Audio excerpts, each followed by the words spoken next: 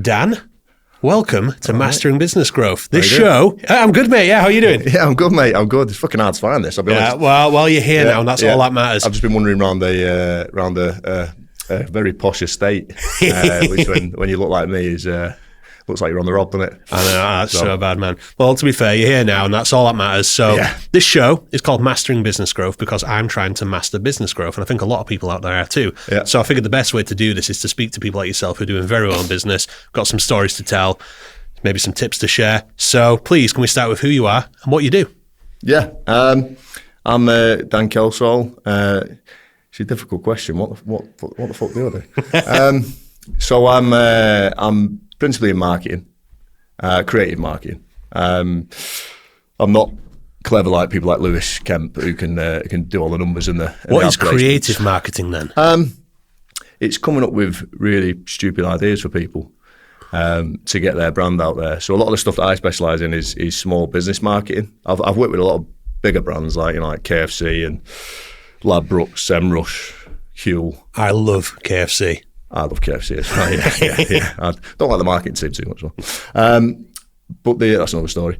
But for me, the good marketers, a shit marketer, right?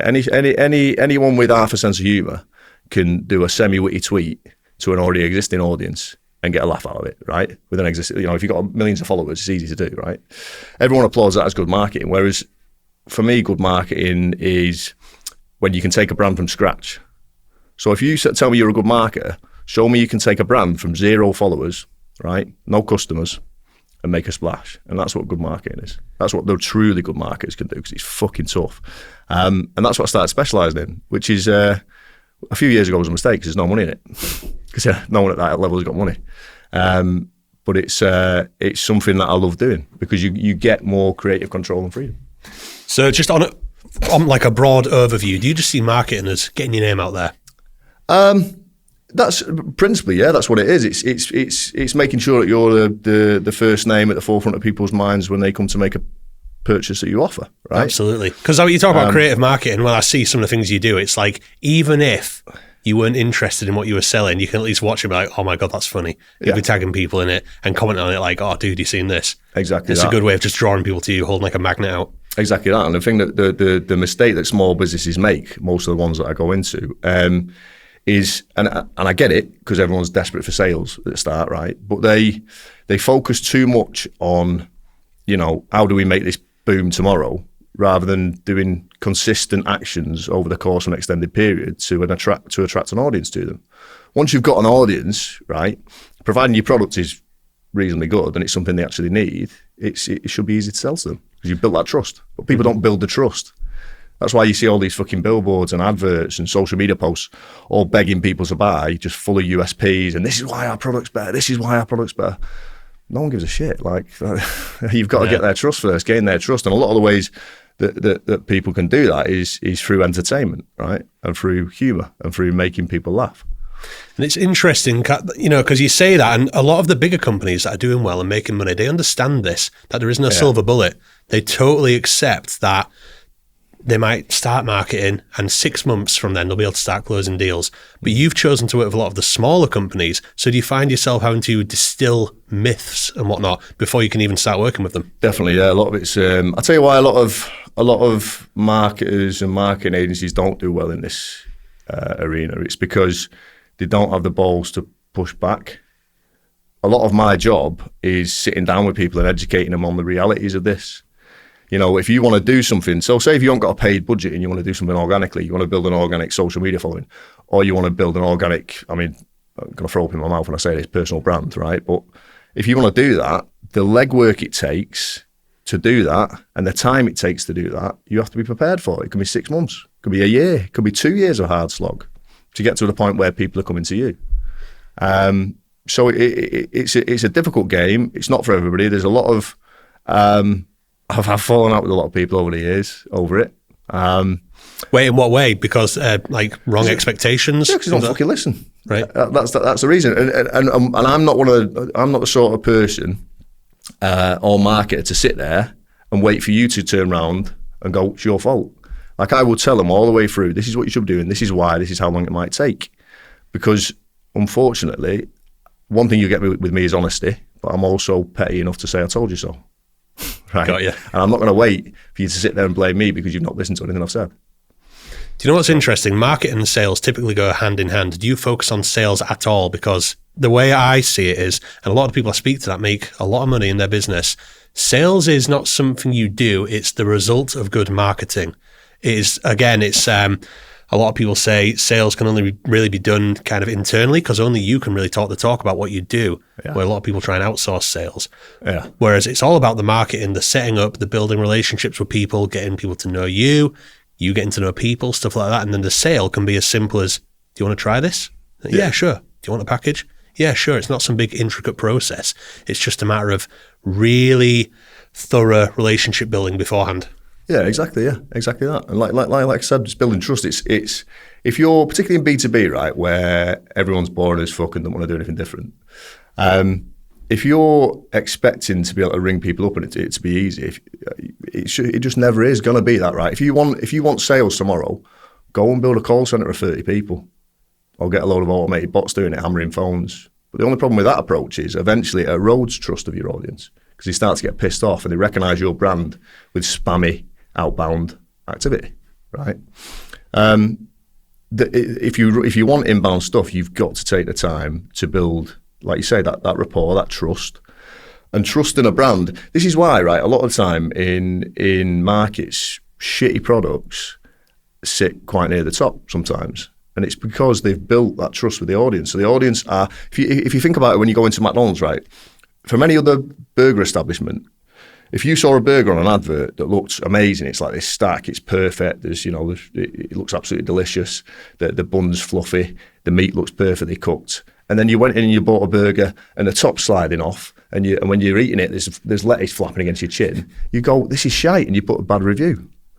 The trust of that brand completely, it makes that vanish. That feeling goes. People still trust McDonald's, but they've taken time to build that brand and that trust. And I'm not saying that small brands can build a brand like McDonald's, right? That takes fucking decades. But the lesson is still there in what you have to do prior to selling. Do you know what? I use some McDonald's tactics as an analogy a lot of time, just when I'm chatting to people, either in business or just sometimes I'll just say it to my wife, like, oh, you see what they're doing there? I'm no marketing expert, but, I speak with people like you enough to pick up a few bits and bobs.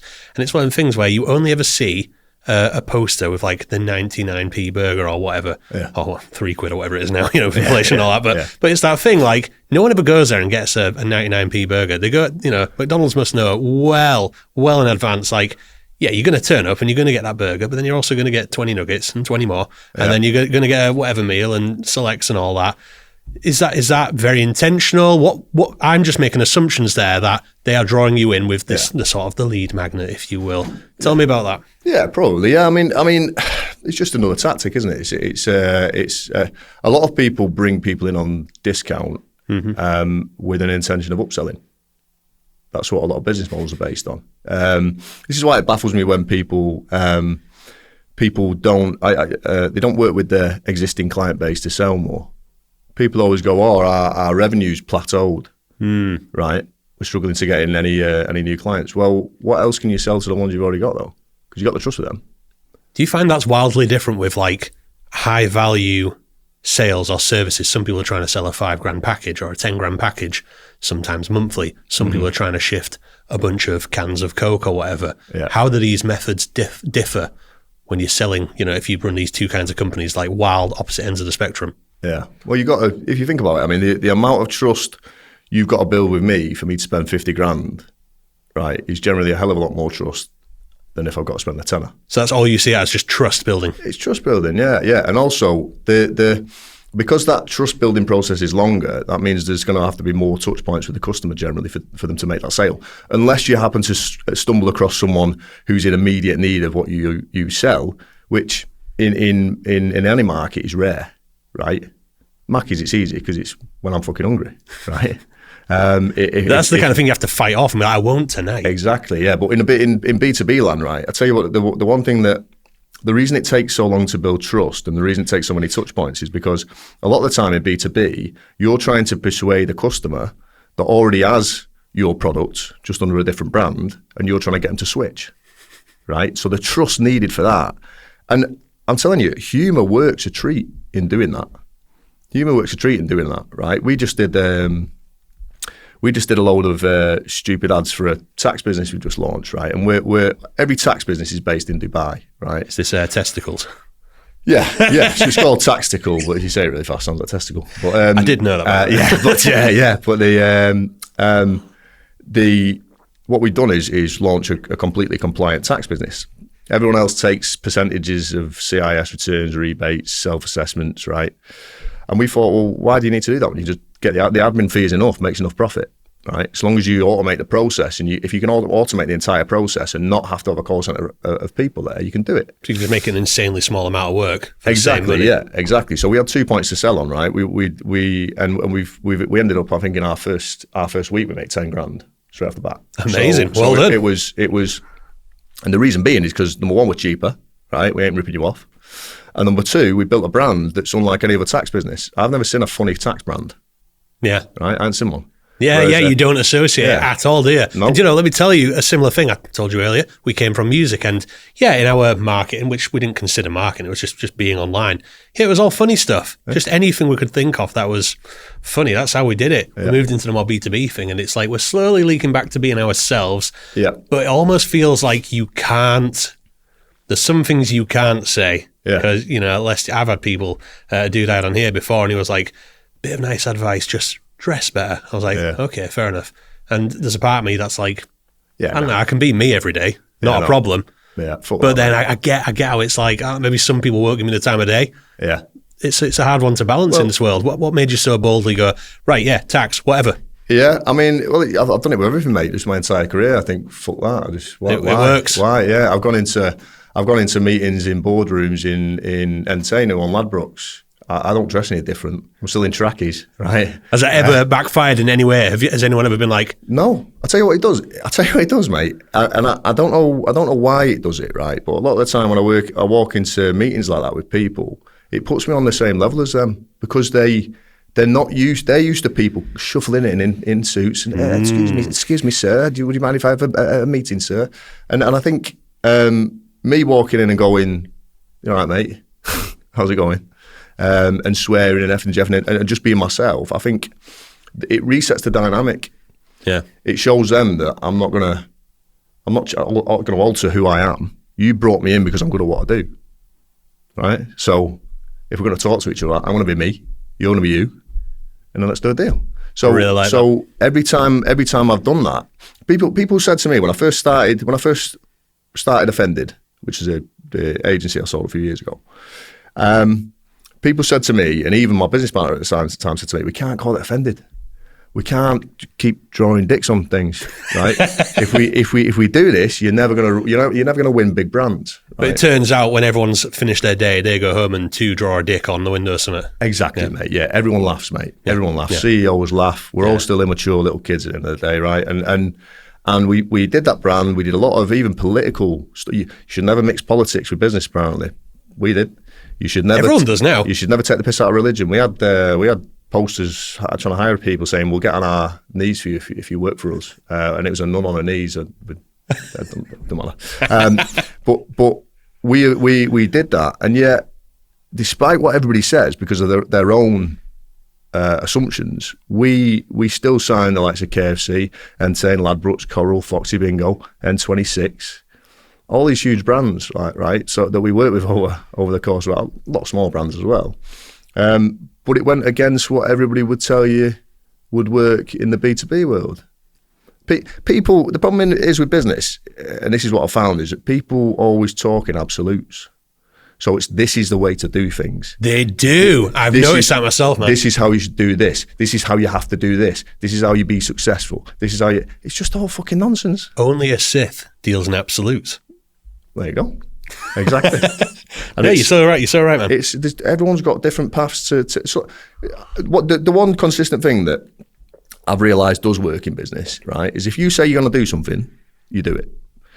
If you tell people you're going to get results, you get them the results. If either of those things don't happen, you keep people updated and set their expectations, and everything's still okay. So long as because it doesn't matter who someone is, right? If somebody sits across from me, even if they don't like me, right? If I get them the numbers on the page that they want, or I far exceed those numbers on the page, they ain't arguing. It's like, oh man, he's such a dick, but if I put £1 on him, I'll get £5 back. Exactly. That's how business is. Yeah. I So, love that. But you can do that any way you want. So there is no rule book. I don't care how many old white men tell you that this is the way you should do things. They're all wrong. Do you know, I definitely agree with that. There are a million ways to skin a cat. I've found that myself. I've found that from speaking to other people. Everyone's got their own ways of doing it. Again, so long as you can, again, particularly in the B2B space, help people make a positive ROI. That's kind of what everything boils down to. Speaking of which, going back to the whole marketing versus sales thing, do some of the smaller companies kind of misunderstand what you mean by marketing? Because in their head, they'll be going, oh, can I spend £1,000 but then make 10? When in reality, it's their job to do the sales. Do you have to be clear on that and educate people on how it's sort of a different part of it? Yeah, 100%, mate. Yeah, it's a constant argument. I mean, we're launching another business, which I don't know why I'm doing this when I've got a 12-week-old baby, but I am. But we're launching a business soon for smaller businesses that can only afford a little bit, which is it's called Touched by a Robot, which is all the processes are automated, but there's also a sales automation process on the back of the marketing process, because one of the problems we've realised is that thing that you say where small businesses go, well, you've done all this market, you've got all those numbers, we've had these inquiries through our site, but we haven't got any sales. And there's only so many times you can go, that's because you're shit at selling. You know, if we're getting, if us as marketers are getting the right people to you, right, and they are your target audience, and they're the people that you tell us would buy off you, and they're not buying, you've got one or two problems. Either you can't sell, or your product's shit. Got you. Right, but if you say that to someone, then you're no longer their marketing provider. So it's a difficult one. So we're trying to set up something slightly different for smaller businesses that does alleviate that problem. Yeah, I got you. So tell me a bit more about the individual ventures you have going on. Right, yeah, okay. So I've got Dan Kelsall Ltd, which is not a particularly creative name, but it's just a marketing consultancy, right? So that's just what keeps the lights on. I've got we got Tactical, sounds like testicle, which is a fully compliant tax business based in the UK, not ripping anybody off.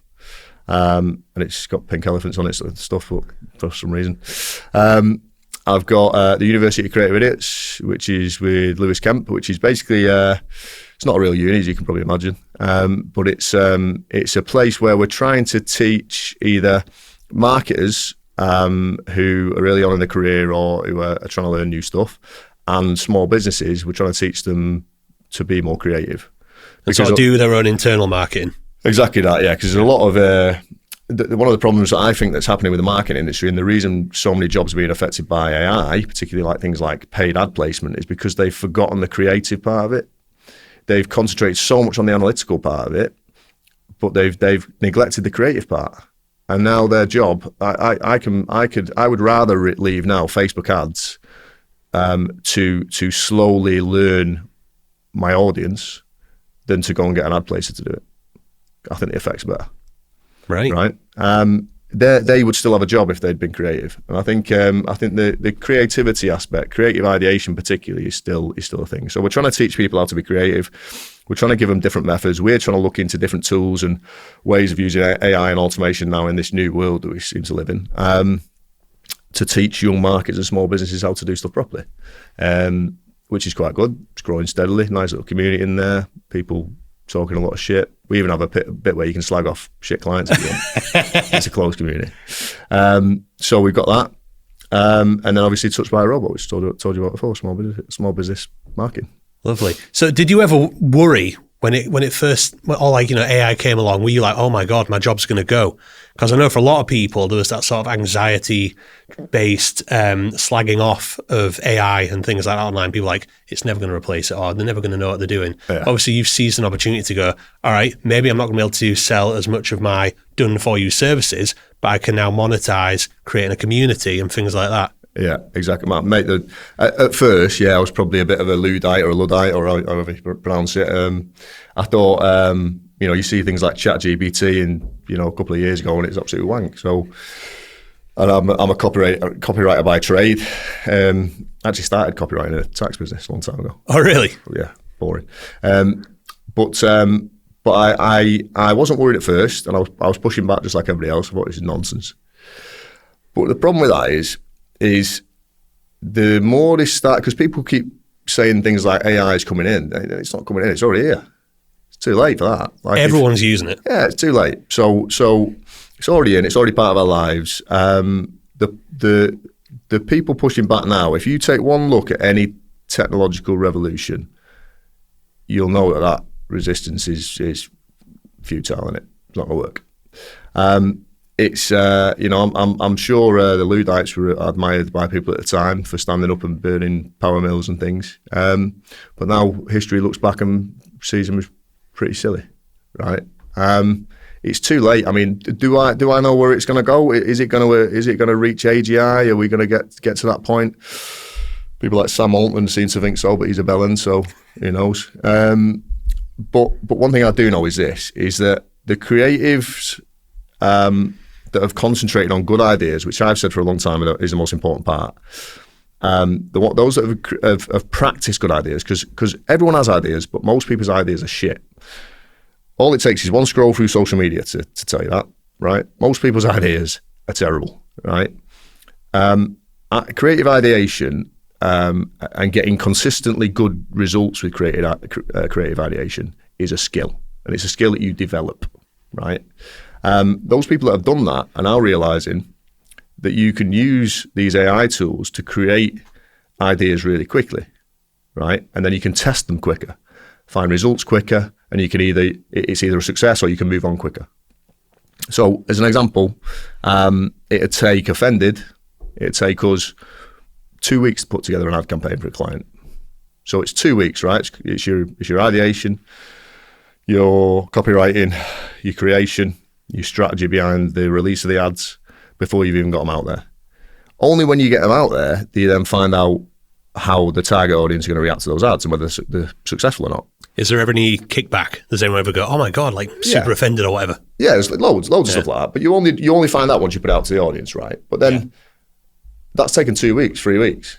Now, as an example, the reason AI can be used, if you use it creatively in the right way, you use something like Ideogram, which is a pretty cool program developed by Google engineers. You can use their canvas thing and get and just put text on it and an image and whatever you want, whatever idea you've got, it'll do. And with a few prompts, you can have 10 ads to test. So in a few hours, you can have an ad campaign ready to go and test.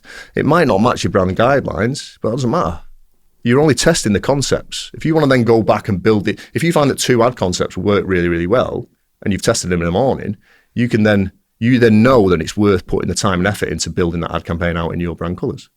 What do you think about branding in general? Because a lot of people are so strict with like, oh, the fonts, the colours, this and that. Mm. But I heard the best form of branding is just focusing on what people think about you.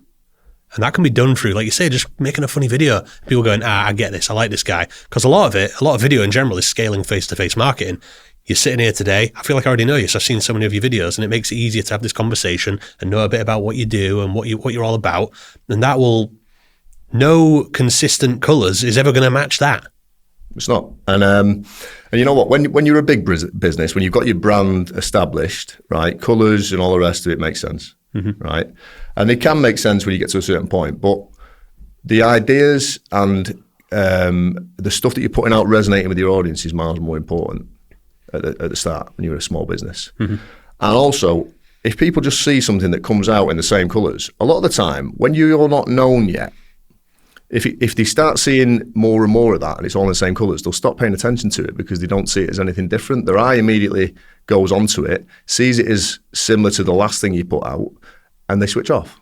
So they've not even looked at the piece of content. So I always argue, as a small business, you should be trying to put out stuff that doesn't look anything like the stuff you put out before. You should try as many different angles as possible because you don't yet know. What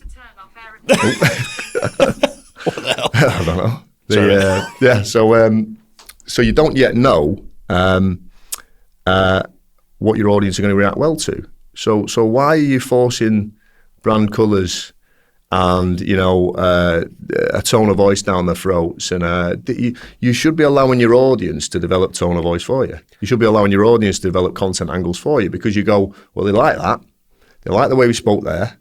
This makes sense to start feeding this into a brand now. I feel like too many people don't just use their common sense and connect the dots, because ultimately you're in business, you're trying to sell a product or a service, and really you should just be looking at it and going, right, how do I sell stuff to people I already know? Or if not, how do I find more people that I can get to know me that I can then sell to?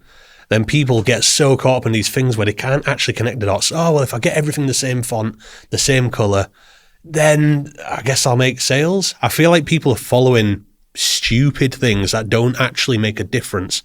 Sure, maybe they can as like, I don't know, the cherry on the cake sort of thing, but like it don't make sense to me how people overthink these things and they're not focused on getting their name out there. Exactly that, and I mean that you've kind of touched on a point there that I go through, and I went through this in some training recently with a small businesses marketing team. People overthinking, right, is the biggest killer of getting anywhere with a brand, right? I think in business in general, right, people don't do enough, right? At the start of anywhere, like I've always been an advocate of a strategy second approach, right? Because if you sit in our room with all your people around a board table, right, and you spend the next 2 months writing a really comprehensive marketing strategy, how do you know it's going to work? So if you then try that strategy and it doesn't work, that whole 2 months was a complete waste of time, right? It's cost you a lot of money. I so agree with the whole jump in, figure it out later. Yeah, even doing this podcast, mate, like serious, it was like, what, about 2 months we've been shooting now, done like 25 episodes now. This is the 26th. But it was just one of them like, fucking do it, you know what I mean? And then, I don't know, we'll tighten it up after, the camera angle's exactly how I want. I don't know, we'll just figure it out. Who we're going to speak to, don't know yet. We'll just start with someone we know, and then it leads to so and so and so. And then here we are. You just have to jump in and figure it out. I think you're so right there. Everyone's trying to find the perfect thing. But you don't know which way the wind's going to blow that day when you finally execute. So it's all worth shit. And I've spoken to a lot of people now who have done very well in business, and a lot of them don't care about business plans. They'll have a rough idea. I'm trying to sell that, I guess, to these people. Let's have a go. And then they rewrite as they go and tighten up that plan. Exactly that. You know, it's funny. The only people that want to see a business plan are either banks or investors who don't know what they're talking about. Right. So I've got mates who have had huge amounts of investment in business without a business plan. Right, because they've got a really exciting product that they can prove product market fit. That's all they need, right? Or they can prove that they've got the sort of shit ton of sales. A business plan isn't needed. I think people are kind of coming wise to it, though. I mean, what the 5-year projections mean? Who's ever got that right? No one. Just fucking nonsense. But a lot of people seem to spend a lot of time in business and in marketing doing things that just waste time. It baffles me. I go into so many clients who just have spent so much time doing things in marketing or obsessing over a post that it took them 3 weeks to write for it to go out and get 2 likes, one off the mum, one off an apprentice, right? It's just, it's wasting time. Stop overthinking everything. Let your target audience tell you what's going to work. It's a really, really simple method, but not enough people do it. And in your experience, it's mostly comedy. No, it doesn't have to be comedy. It depends, right? But it has to elicit an emotional response, right? So it doesn't. It depends what you're selling, doesn't it? Right. Yeah. If you want to sell on making people feel sad, that might be fine if you're a charity. Yeah, you might be. That's why you might get a little child actor and pretend they're from Ethiopia. And so sort of people give you money out of pockets, right? You're selling on sadness. You might be I don't know, selling on fear.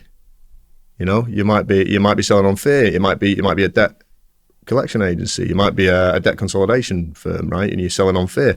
But that is the bottom line. It has to fundamentally evoke an emotion. Yeah, because if you don't, right, what a lot of people try and do is try and play it really, really safe because they're scared, because they think if they say something out here and these people get pissed off, then you'll alienate these customers, your whole business will collapse and it's game over. I remember hearing a long time ago that if you've not offended someone by lunchtime, you're not marketing hard enough. Exactly, yeah. You need those people as well, right? Because it doesn't matter what you say, right? Think about this, right?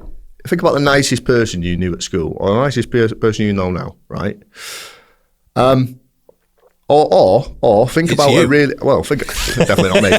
Think about a nice person that you don't like. You know, someone who's really sickly. I don't trust really, really nice people.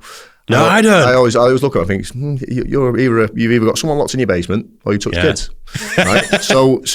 But really, really overly nice people, right? Even it doesn't matter how nice they are and how much you try and please everybody, there are still some people that don't like them, right? This is the same in business. If you play it too safe, right, no one will know who you are, and you'll end up in this sphere of indifference. And that indifference is a killer. If you're a marketer, if you're a small brand, indifference is your worst enemy, right? Because indifference, you don't fucking exist. Mm-hmm. So I'm curious, with marketing in general, everyone thinks they know what they're doing. You've heard of the Dunning-Kruger effect, right? No. So that's the thing where the less you know about something, the more you think you know. Right. So, I mean, trying to think of an example. Okay, just me recording music all these years. Yeah. People go, God, that must be nice. No, it's absolutely not. But in marketing, you'll know, every small business, even big ones, they have to have an element of marketing, whether it's something they consciously do or not. And everyone, when they start dipping their toes into it a bit and they go, Facebook ads, and they don't know that much about it, so they think they know everything. Yeah. Or even videography. When we started dicking about with cameras, going from audio to podcast and stuff like that, it was like, cool, all right, just get a camera, done. And then the more you look into it, it's like, oh God, all right, multicam, time limits, cameras overheat, I don't know, white balance, all the things. The more you learn about something, the more you go, there are so many little areas that I couldn't have even conceived before. So in a world where everyone has to know a bit about marketing, do you find people are telling you how to do your job all the time? Yeah, you always get it. Yeah. But again, what I get over it by mostly, nicely telling them to fuck off.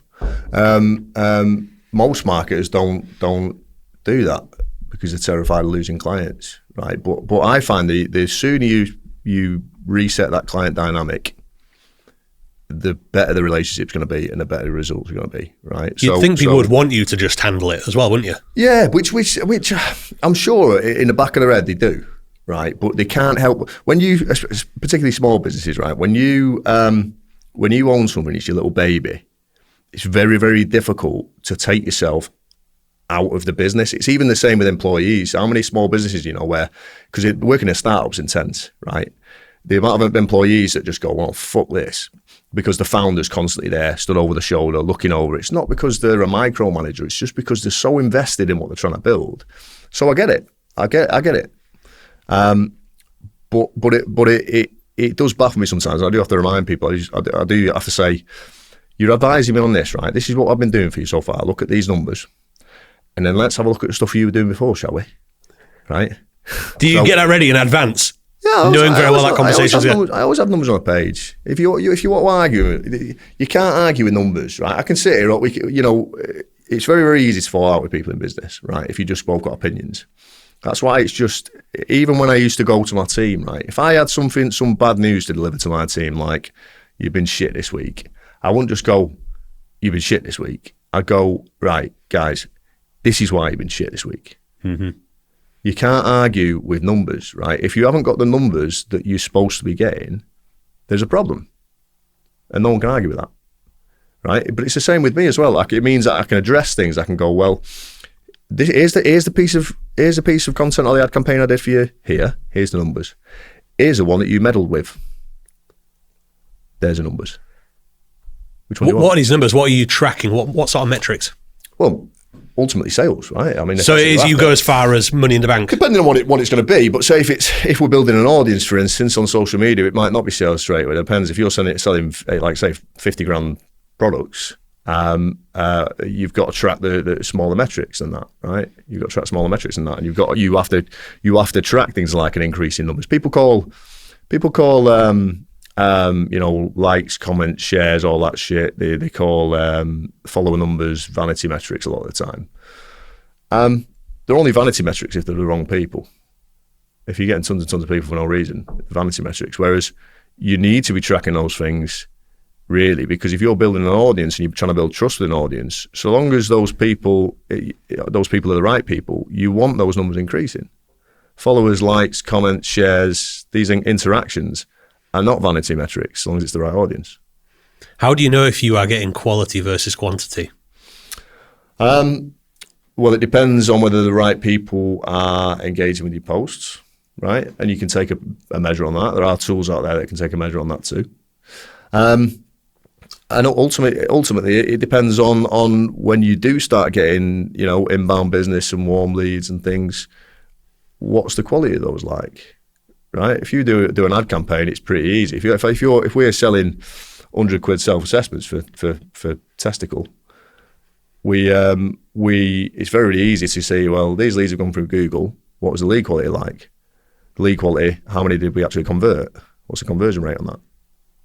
As simple as that, to test whether we know whether or not that ad campaign is hitting the right people. So we did an ad campaign where it was to HGV drivers, where it was a bog-eyed guy driving a truck. And it just said, HMRC paid for Dave's laser eye surgery. Now we can get back behind the wheel again, right? So it caused a bit of a stir, but did quite well, brought in a lot of leads. And then we did another one where it was... that's one of my guilty pleasures. Like, I can't believe they had this, like, old ads. That you yeah, exactly. So we did that. That did well. And then we did another one that was Julie aimed at healthcare professionals. It said, HMRC paid for Julie's Botox. As you can tell, she's really happy about it. She just went, but a stiff, right? So they both did well engagement wise, but the out of the 30 leads that come off that ad, and I think the 50 leads that came off the HGV driver had a 25% conversion rate, and poor Julie only got about 6%, I think. So you can quickly measure whether something's speaking to the right audience in the right way and things like that. But ultimately, it is eventually how many sales you get from the thing. Of course. Well, it's interesting now because you handle specifically the marketing, so everything from first initial touch point, let's say, all the way to maybe a sale isn't your responsibility, but I'm assuming you'll advise people or check that they know what they're doing. It's not going to bottleneck when it gets to them. Yeah. Just so ultimately you can prove that what you're doing is working. Based on that, assuming everything's smooth, it's going well, have you ever been overwhelmed with the results from a campaign? You're like, whoa, this was 10 times better than we thought it'd do. And opposite, have you had one where it's been so much worse than you thought? And what have you been able to learn from both of them? I'm trying to think which one would be a good example. I mean, we did a job ad campaign for Entain once, which was going to German speak. It was going to English speaking German people. Fucking tough audience that. So we did a really, really cheesy ads. I think one of them was something like working in a job you hate is the worst. It's just dad jokes, isn't it? yeah. Mate, all good copywriting is how many dad jokes and puns can you shoe on something into? That's it. That's all copywriting is. Yeah. But we just did that as a thing because I thought that's a fucking specific audience, and I don't know. That is a specific audience. It's like asking what was it? What were you selling? It was trying to get people in for jobs. So they were doing some sort of job that was wanted English speaking Germans. I don't know. That whole silly campaign. I think we over the course of the thing, Entain's results for their job ads rose by about 200%. Wow! And that campaign took me about an hour to write. So I just said to Dean at the time, I was like, I don't know what I'm going to do for this, mate. This is fucking impossible. So I just wrote a load of stupid German puns and stupid like that. I thought, I'll do. Chucked it to a designer. Thought nothing of it. I thought that's not going to perform. It's a ridiculous thing because they even came to us and said, it's a bit of a difficult one, this. We haven't managed to do it, so just see if you can do anything. And like I say, 200% raise. Which is one of the frustrating things about marketing is sometimes you'll think you've got the best campaign ever, you'll spend a shit ton of time doing it, everything will be perfect, it'll have taken you weeks to do, and it'll bomb. And then the next week, you'll have a shit idea, you'll think it's a shit idea, it'll take you 2 seconds to do, you'll bang it out, viral. So is that a fluke, or have you noticed a correlation between not overthinking it and really going to town on it? I'm not clever enough with analytics, mate, to know whether it's fluke or not. But it just seems to be one of those things. The problem is with this is you can predict things as much as you want, right? And you can look at the analytics as much as you want, but there are always going to be points that don't make sense. There's always going to be, because it's human behaviour we're basing this on. So which can change with the wind. And it does change, and this is the other problem as well, is what a lot of, even with some of the medium-sized businesses I work with that are doing quite well, that have found an angle that works, that have found a tone of voice that works, suddenly everything plateaus and stops working. Because your audience just becomes a bit immune to it, a bit bored. Well, do you know what? It's like you said earlier, like, oh, don't mix politics and that. Have you ever noticed that as social trends change, a campaign can just flip on its ass at the drop of a hat? 100%, mate. Yeah, never even thought about that. And what medium-sized businesses need to be doing, when you've got that, when you're established and you hit plateau and you think people aren't reacting to our content the same, or our ads aren't doing as well as they were, you need to completely change tack. So you literally have to really keep a pulse on what's going on in the world. Yeah, definitely. All the time. I never even thought about that. Definitely. If you're a good marketer, right? Good marketers, 50% of your job is research, right? If you're sitting there, a lot of the people who are always shit at ideas, I call them executors. People like to sort of call themselves creatives because they can use Photoshop. You're not creative. You're an executor. You execute other people's ideas. The good creatives are the ones who sit there and they read the news in the morning, and they're tapped into current affairs. And they understand what different target audiences are interested in at a particular time, right? That's what a good marketer does, because that makes you work 10 times as easy. Yeah, absolutely. That's been like a light bulb switch for me just there, actually. Do you know what's interesting as well? You'll have to think about things where, like you say, some of these maybe more controversial ads you've done. Do you ever find where people will find it funny, but they wouldn't dare admit it? So you have to not bother. Yeah. Yeah, I still get a lot of messages. I'm not as bad as I used to be. I used to do a lot worse. But social media rules mean that you I had to kind of tone it down, because I do still want to make money. Yeah. But there's I will get a lot of people in my inbox going, oh, I liked your post, but I can't like it. One of my mates liked what I post once and got called into his boss's office. Said, oh, that knobhead Dan Kelsall on LinkedIn, you can't like his post. He went, I went to school with him. He went, I don't care, mate. He said, our company is not being associated with him. Oh my God. Yeah, even to the point, one of my first articles when I was a copywriter at a tax business, I wrote an article taking a piss out, when articles still did quite well on LinkedIn, taking a piss out of people's profile pictures. I mean, I'm shocked, but I believe you. Yeah, I took the piss out of people's profile pictures, and my own boss, the MD of the company, called me into the office. He said, you got to take that down. We just started complaining about it. I said, no, it's my LinkedIn. I'll do what I want.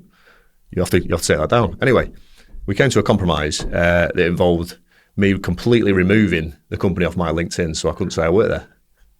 That was the compromise. Oh my God. He said, you can keep it up, but you can't say you work here. That's wild. I was like, but I still work here though. Yeah, you still work here. Right. Jesus. Do you ever struggle with that, where you have to get people to come to terms with the fact that they have to be controversial and like, look, you're going to do some damage, you're probably going to make some enemies here, but ultimately you're going to make money, which is kind of what the whole point is. 100%. Well, definitely, yeah, because one thing I try and get clients to do is think about their target enemy, right? That's like a personal change for people. A lot of people really don't like to rock the boat. No, exactly, yeah. So it's difficult. So I try to get them to, because like we said before, if you try to appeal to everyone, you'll end up appealing to no one, right?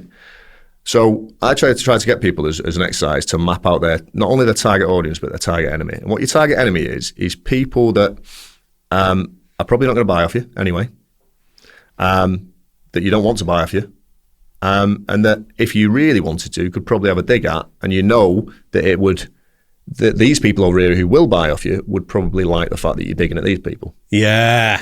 Even if you don't do that, even if you don't dig at these people, just knowing that makes you a lot more comfortable with the fact that if they pop up on your post or an ad saying this is shite, I don't agree with it, you haven't kind of got that connection anymore, that emotional connection to be worried about it. You're like, well, nah, that's my target enemy. Yeah, always knew I was going to piss them off, sort of thing. Yeah. It's like that thing, I've mentioned this before on a previous episode, that old classic example of Elvis's manager made I Hate Elvis badges. So it's like, oh, fuck it, I'll make money off them too. The ones that don't like us. Oh, right, did it? Apparently, yeah. That's a genius idea. Yeah, it's such an old idea too. No way, that's brilliant. I might try that. It's a really good idea. Yeah, so tell me, for example, let's say I was like, right, I want to work with you. I want to start piling more leads into my business. Just walk me through how it might look for any company. I mean, I don't know if it differs depending on the kind. Obviously, you'll have to do different creatives and whatnot, but is the process generally the same? Just walk me through it. It depends. It depends where people are at in the process. Whether they've got any, have they had some success already that we can build on? Are they right at the start? I mean, a lot of the time people will come to me and go, I want to start this marketing for my new products. This is what cash I've got. We've got this amount of customers, but it's all from outbound sales. We don't know what to do. And a lot of the time I'll go into a business and go, mate, for me, like, full rebrand. Like, people say that a name is not important, but it is if you want to stick in people's heads. So you feel like you get, I won't say overly involved, but more involved than people anticipate you're going to. Yeah, I'll rip the business to shreds if I need to. Yeah. Because I think that's what I'm supposed to do. Like, if you're bringing me in, you're bringing me in to be honest, right, about things, and you're bringing me in because you want this to work, right? So and you'll know every bottleneck, won't you? Exactly. I'm gonna try and give them my honest, advice on what they should probably do, and that might even be a name change of the product. That might even be. Coming in and completely rewriting the website to start off with. There's always a starting point. One thing I think a lot of marketers get wrong is they go, well, we only do this. So we only do content marketing. And then someone will come to them who is not ready for content marketing yet. The brand's shit, the product needs work, the landing page and everything that they're trying to convert people with at conversion stage is just terrible. But they'll just start hammering out content marketing. They'll get good results here, loads of followers and people engaging with the right people, and then they're coming through to this website and they're not converting. So guess whose fault it is? So there's always different. Every business has a different starting point, and particularly when they're small, that's why you need a more consultative approach. And the more consultative people are winning in the industry now, because you can't sit there and just it's a one size fits all. It doesn't work. It doesn't work, particularly for small businesses. They're all at different stages and they all need different things doing prior to even starting any activity to try and get inbound. Got you. Well, it's a similar thing to what we do. So the actual thing we sell is podcast recording, obviously various other studio bits. But the way we sort of packaged it is the whole look, it's about filling your pipeline. You speak to people like this and then that builds relationships, direct business, referrals, that whole thing, which is a lot of how B2B is. Or it's one way of doing it, particularly in the outbound perspective. So it's like that, but we don't do that for you. I mean, we are working on a sort of done for you outreach kind of tack on, if you will. Yeah. But really, it's more about the podcast, the production. That's what we sell. But we have to get overly involved in other areas to make sure they're actually getting an ROI from it. And that's more just a side effect of trying to do the actual part that we're good at, the part that we specialise in, and just make sure people can actually effectively use it. Yeah, exactly that. Yeah, and you have to. And I think more I understand when people specialise, right? And you have to specialise to a certain extent because you're trying to do everything you can't really sell it, right? But when you if you've got big brands and that's all you work with, big brands, and you're competing for tiny little slithers of pie that everyone else is competing for, right? You can just be a really niche specialist because they need them. They know they've already got everyone in-house, the strategist, everything they need to make that work. They know they have come to you knowing that this is a part of the strategy they need. This tiny little bit of a niche work is going to you, right?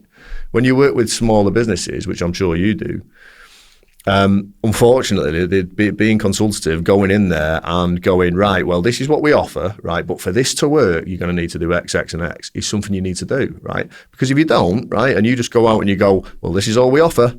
This is all we offer. The rest of the stuff you've got is shit, but this is all we offer, so that's all you get, right? You do that to enough clients, you burn enough clients, it will always be your fault, right? It'll always land on you, and eventually you burn enough of them, it'll spread around, word of mouth will go fast, that you're shit, don't do a podcast with them, it's shit. And it's a knock-on effect. So the consultative approach and going in and going, oh, hang on a second, you need to do this, this, and this for this to work. It has to be done if you want a sustainable business. Of course. Well, I want to bring this to an end in a minute, but before we do, tell me something about marketing that every small business thinks they know, but they really don't. Something that they think they know, that they think they know their audience, but they don't. Everyone thinks they know their audience. I know my target customer. Yeah, okay. Let's have a look at your sales data then. Well, that's funny because you're telling me that they don't behave like that. Well, it says it there, right? You're telling me you just sell to CEOs, do you? And they don't laugh. Okay, right, well, let's test a piece of humorous content versus a piece of shit dry content that you do. Oh, that's weird. That's brought in more of them than your shit content did. They always assume they know people, right? And the longer someone's been in an industry, right? If you get this all the time where people have been in a big corporation and they come in and they set up their own business and they go, and I've worked in this industry for 20 years, so I know this target audience better than anybody. And then, lo and behold, you get the data back. They haven't got a fucking clue what they're talking about. Nobody. The only way you know your audience is based on behaviour, on how they act. You don't know your audience based on your own assumptions. Is this small companies and big companies? Yeah. I mean, big companies are better at analysing data. They generally have teams that do that. So they're better at understanding behaviour and acting on it. Small businesses tend to be absolutely terrible at doing that.